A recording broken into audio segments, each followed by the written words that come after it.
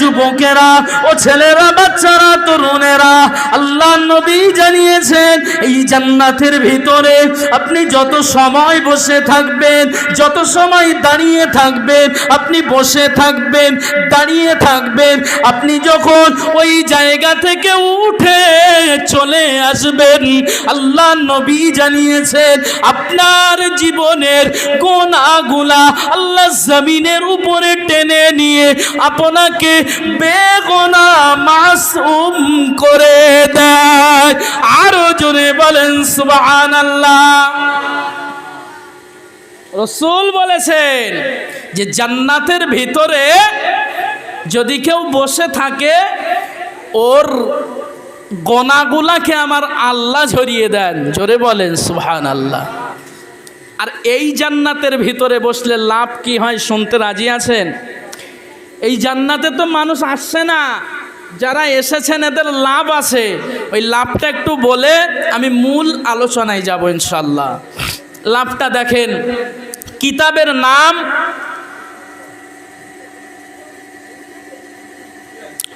যাইবা হোক, ইমাম ইবনে হাজার হাইসামি রহমাতুল্লাহ আলাইহি কিতাবের নাম আন-নি'মাতুল কুবরা। কি নাম? এখান থেকে 450 বছর আগে কিতাবটা লেখা হয়েছিল।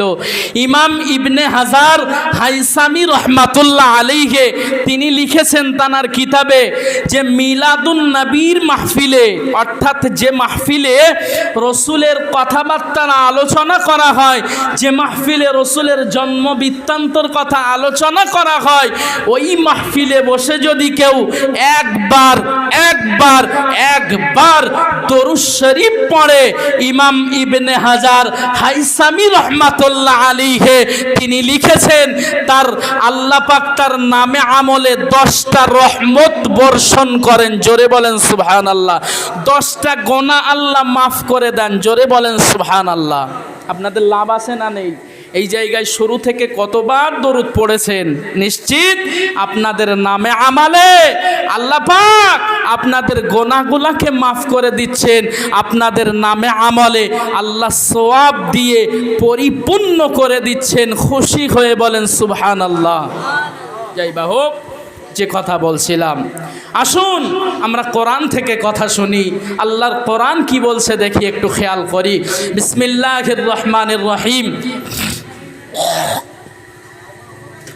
ওয়াল আসর ইন্নাল ইনসানা লাফি খুসর ইল্লাল্লাযীনা আমানু ওয়া আমিলুস সালিহাত ওয়া তাওয়াসাউ বিল হাক্কি ওয়া তাওয়াসাউ বিস সাবর।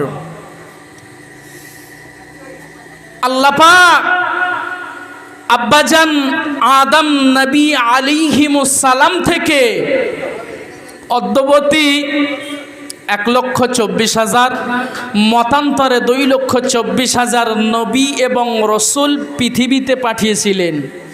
আর এই নবী এবং রসুলদের কাজ ছিল একটা। কয়টা কাজ? একটাই কাজ। কাজটা কি? লা ইলাহা ইল্লাল্লাহ, নেই কোনো মাবুদ, নেই কোনো আইনদাতা, নেই কোনো হুকুমদাতা, নেই কোনো প্রভু, কারো আইন এই পৃথিবীতে চলবে না।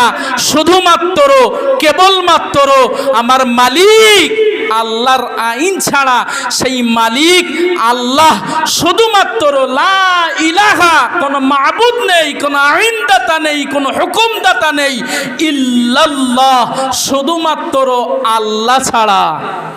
এই কাজটার জন্য আল্লাহ 1,00,000 মতান্তরে 2,24,000 নবী এবং রসুলকে আল্লাহ পৃথিবীতে পাঠিয়েছিলেন। তার ভিতরে সবথেকে শ্রেষ্ঠতম, সবথেকে উৎকৃষ্টতম নবী এবং রসুল আল্লাহ আমাদের নবীকে বানিয়েছিলেন। কথা ঠিক না? আল্লাহ আমার আপনার নবীকে সবার থেকে উৎকৃষ্ট করে বানিয়েছিলেন। এই মুহাম্মদ সাল্লামের উম্মত আমরাও উৎকৃষ্ট। জোরে বলেন সুবহানাল্লাহ। আমি বলছি না, বলো। আমি বলছি না, আমি শুরুতেই বলেছি, আমার কথা নয়, আল্লাহ বলেছেন। দেখেন সূরা ৩ আল্লাহ বলেছেন লাকাদ খালাকনাল ইনসানা ফি আহসানি তাকওয়িম, আমি আল্লাহ মানুষ দিগকে সবার শ্রেষ্ঠ করে বানিয়েছি। আমরা শ্রেষ্ঠ না? আমরা শ্রেষ্ঠ হিসাবে আল্লাহ আমাদেরকে সম্মান আর ইজ্জত দিয়েছেন। আর এই সম্মান এবং ইজ্জত দেওয়ার পরে আল্লাহ বলেছেন আমি আল্লাহ আর একটা ঘোষণা দিচ্ছি, ওয়াল আসর, আমি আল্লাহ সময়ের কসম খেলাম, সময়। ইন্নাল ইনসানা লাফি খুসর, যে আল্লাহ বলছেন প্রত্যেকটা মানুষ সবার শ্রেষ্ঠ, ওই আল্লাহ বলছেন প্রত্যেকটা মানুষ ধ্বংস হয়ে যাবে। লজিক আছে না নেই? কথা বলে না? আল্লাহ বলছেন প্রত্যেকটা মানুষ সবার শ্রেষ্ঠ। গোটা পৃথিবীতে যত মখলুক আছে 18,000 মখলুকাতের শ্রেষ্ঠতম মখলুকাত সবার শ্রেষ্ঠ হলো মানুষ। আবার আল্লাহ বলছেন যে ইন্নাল ইনসানা লাফি খুসর, প্রত্যেকটা মানুষ ধ্বংস হয়ে যাবে। কথায় লজিক আছে না? বুঝুন, আল্লাহ কিছু পয়েন্ট দিলেন, যেই গুণগুলো যাদের ভিতরে থাকবে তারা শুধু বেঁচে যাবে, বাকি সবাই ধ্বংস হয়ে যাবে। ইল্লাল্লাযীনা আমানু, ইল্লাল্লাযীনা আমানু, যারা ঈমান আনবে ওরা ধ্বংস থেকে বেঁচে যাবে। খুশি হয়ে বলেন সুবহানাল্লাহ। আপনারা ঈমানদার তো নাকি? আল্লাহ বলেছেন মানুষ শ্রেষ্ঠ। মানুষ কি হিন্দুরা মানুষ না? বৌদ্ধরা মানুষ না? ঈসাই শিখ এরা মানুষ না? মানুষ তো সবার শ্রেষ্ঠ, তবে সবাই ধ্বংস হয়ে যাবে, বেঁচে যাবে কারা? ইল্লাল্লাযীনা আমানু, অর্থাৎ আমরা বেঁচে যাব। কারা বাঁচবে? কথা বলে না? আপনি ঈমানদার, আপনার গর্ব হয় না? আমরা বেঁচে যাব, আমরা ঈমান এনেছি কার উপরে? কথা বলে আল্লাহর উপরে। এই জন্য আমরা বেঁচে যাব। আমার কথা বুঝতে পাচ্ছেন তো? সমস্যা নেই? যদি সমস্যা হয় আমাকে বলবেন, চেষ্টা করব বোঝানোর। কারণ আমার বলা মুখ মালিক বলিয়ে নেয়, আপনাদের শোনা কান আপনারা শোনেন, বোঝা সবার পক্ষে সম্ভব নয়। কারণ একটা ক্লাসে যখন ইংলিশের টিচার পড়ায়, ইংলিশের টিচার তিনি পড়ান, যে ইংলিশ জীবনে নামই শুনিনি, এ থেকে জেড পর্যন্ত কি ও জীবনে জানেও না, ও কি বুঝবে? কিন্তু এই ধর্মীয় মাহফিলটা আমি বক্তা হিসাবে কোরআন থেকে কথা বলছি, কিন্তু আপনারা এখানে যারা আছেন কেউ হায়ার এডুকেটেড, কেউ বা ডাক্তার থাকতে পারেন, কেউ ব্যারিস্টার থাকতে পারেন, কেউ আবার ঝুড়ি কোদাল পাঁশওয়ালা থাকতে পারেন। কথা ঠিক বলছি না? ভুল বলছি না তো? থাকতে পারেন, কিন্তু আপনাদের সবাইকে আমাকে বোঝাতে হবে আমি তো মানুষ। চেষ্টা করেন, আল্লাহ বুঝিয়ে দেবে। কারণ শুনতে বসেছেন আল্লাহর কোরআন। কি শুনতে বসেছেন?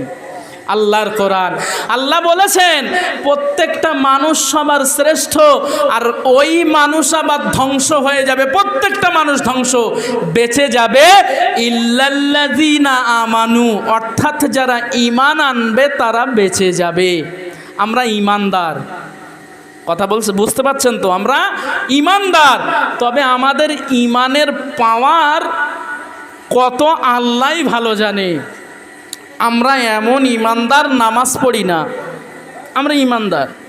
আমরা এমন ঈমানদার, রমজানে রোজা রাখি না, আমরা ঈমানদার। আমরা এমন ঈমানদার, পয়সা আছে হজ করি না, আমরা ঈমানদার। আমরা এমন ঈমানদার, টাকা আছে যাকাত দিই না, আমরা ঈমানদার। তবে না, গোটা ইসলামের আইন এবং কানুনকে নিজের জীবনে বাস্তবে রূপ দেওয়ার নাম মুসলিম। কি? মুসলিম। প্রত্যেকটা মানুষ ক্ষতিগ্রস্ত, বেঁচে যাবে ইল্লাল্লাযীনা আমানু, যারা ঈমান আনবে। আর ঈমানের দুটো পয়েন্ট। কয়টা? দুটো পয়েন্ট। ঈমানের দুটি ধাপ। নাম্বার 1, লা ইলাহা ইল্লাল্লাহ, নেই কোনো মাবুদ আল্লাহ ছাড়া, মুহাম্মাদুর রাসূলুল্লাহ, হযরত মুহাম্মদ সাল্লাল্লাহু আলাইহি ওয়াসাল্লাম আল্লাহর বান্দা এবং রাসূল। এই দুটি পাঠ যদি কেউ নিজের মস্তিষ্কে বসিয়ে নেয়, ওই ব্যক্তিটার কদম কোনোদিন স্লিপ করবে না, ও কোনোদিন মদ খেতে পারে না, ও কোনোদিন গাঁজা খেতে পারে না, ও জেনা বেবিচারি করতে পারে না, ও নামাজ